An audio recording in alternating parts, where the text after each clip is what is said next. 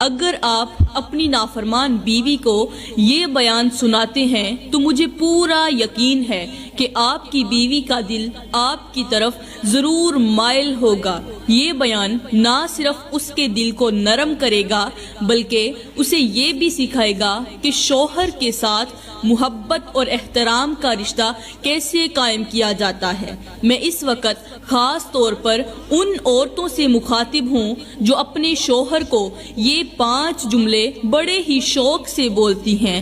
اے عورتوں، کبھی بھی اپنے شوہر کو یہ 5 جملے مت بولنا جو آپ کے رشتے کو کمزور کریں اور آپ کی خوشیوں کو برباد کر دیں۔ یہ 5 جملے تمہاری زندگی میں سے سکون، چین و قرار سب کچھ ختم کر دیں گے۔ تمہاری زندگی اجڑ جائے گی، تم دنیا میں بھی ذلیل ہو جاؤ گی، آخرت میں بھی ذلیل ہو جاؤ گی، دنیا میں بھی تباہ ہو جاؤ گی، آخرت میں بھی تباہ ہو جاؤ گی۔ ان 5 جملوں کی وجہ سے موت کے وقت تمہارا خاتمہ ایمان پر نہیں ہوگا اور موت کے بعد قبر کے اندر تمہیں دردناک عذاب دیا جائے گا۔ اس لیے یہ بیان مکمل سنیں اور ان 5 جملوں اور گناہوں سے جلد از جلد توبہ کریں جو گناہ تمہاری دنیا اور آخرت تباہ کر دیں گے۔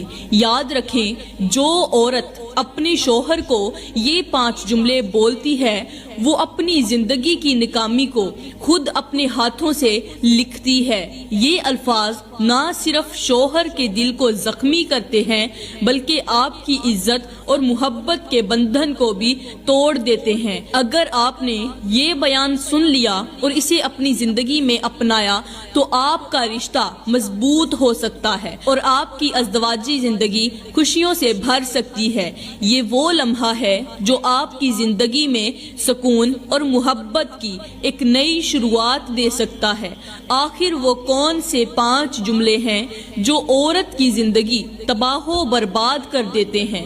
وہ جملے بتانے سے پہلے میں آپ کو ایک گنہگار عورت کی عبرتناک کہانی سناتی ہوں۔ وہ گنہگار عورت جو اپنے شوہر کو یہ 5 جملے بڑے ہی شوق سے بولتی تھی، پھر اس کا انجام کیا ہوا ایک بار ضرور سنیں۔ اس کا عبرتناک انجام سن کر آپ کے رونگٹے کھڑے ہو جائیں گے۔ وہ کہانی کچھ یوں ہے کہ ایک خوبصورت لڑکی تھی جو حافظ قرآن بھی تھی۔ اس کی خوبصورتی ایسی تھی کہ دیکھنے والے دم بخود رہ جاتے تھے۔ کہا جاتا تھا کہ اگر چاند بھی اس کے چہرے کو دیکھ لے تو وہ بھی شرما جائے۔ اس کی پیشانی پر عبادت کی روشنی اور دل میں تقویٰ کی چمک تھی۔ وہ نہ صرف خوبصورت تھی بلکہ اس کی شخصیت کا ہر پہلو ایسا تھا جو دل کو چھو لے۔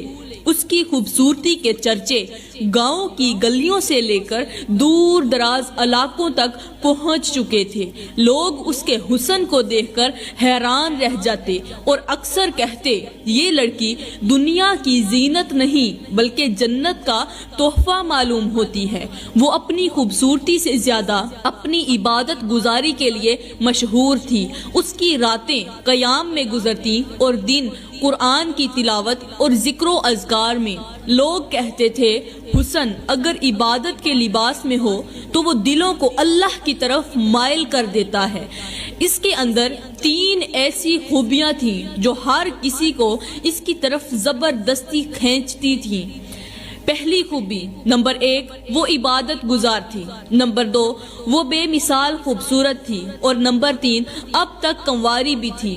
ہر لڑکا اس کے ساتھ شادی کرنے کی تمنا لیے دل میں ایک امید رکھتا تھا۔ لوگ کہتے، جو اس لڑکی کو اپنا نصیب بنائے گا وہ دنیا اور آخرت دونوں کا کامیاب انسان ہوگا۔ اس کی چال، اس کے بات کرنے کا انداز اور اس کی شرم و حیا سب کو حیرت میں ڈال دیتے تھے۔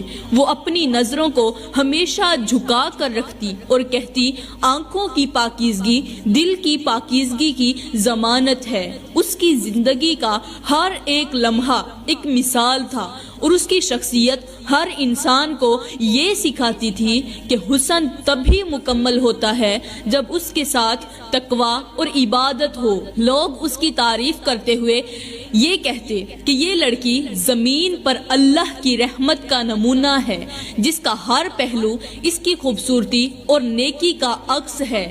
تمام لڑکوں میں سے آخر کار ایک خوش نصیب لڑکے کا نصیب جاگ اٹھا۔ وہ لڑکا جس کی قسمت کا ستارہ چمکا، اس خوبصورت لڑکی کے ساتھ اس لڑکے کا نکاح طے پا گیا۔ گاؤں بھر میں خوشیوں کی لہر دوڑ گئی، ہر طرف سے مبارکباد کے پیغامات آنے لگے اور ہر زبان پر ایک ہی جملہ تھا، یار تو بڑا ہی خوش نصیب نکلا، تجھے دنیا کی سب سے حسین اور نیک لڑکی نصیب ہوئی ہے۔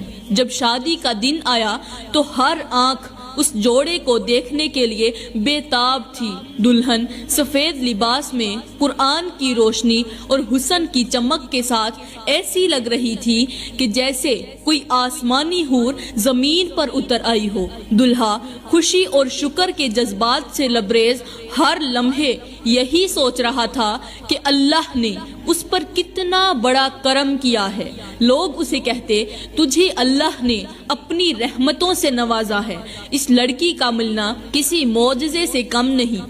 ہر شخص یہ کہتا، تو نے اپنی قسمت کو جگا لیا ہے، یہ لڑکی نہ صرف خوبصورت ہے بلکہ نیک بھی ہے، اور ایسی بیوی ہر کسی کو نصیب نہیں ہوتی۔ خیر، دلہا کمرے کے اندر داخل ہوا تو دلہن پلنگ پر بیٹھی ہوئی تھی، شرم سے جھکی ہوئی، جیسے کوئی چاند اپنی روشنی چھپائے بیٹھا ہو۔ کمرے میں مکمل سکون تھا۔ دلہن کے لباس کی خوشبو اور ماحول کی خاموشی نے سب کچھ خاص بنا دیا تھا۔ دلہا آہستہ آہستہ قدم بڑھاتے ہوئے دلہن کے قریب آیا۔ دل میں خوشی اور جذبات کا ایک طوفان تھا۔ وہ اپنے آپ سے کہہ رہا تھا، آج سے یہ میری زندگی کی ساتھی ہے، میرا سکون ہے، میرا سہارا ہے۔ یہ کہتے ہوئے دلہا اس کے قریب بیٹھا اور نرم لہجے میں بولا، اے میری شریک زندگی، میں تم سے وعدہ کرتا ہوں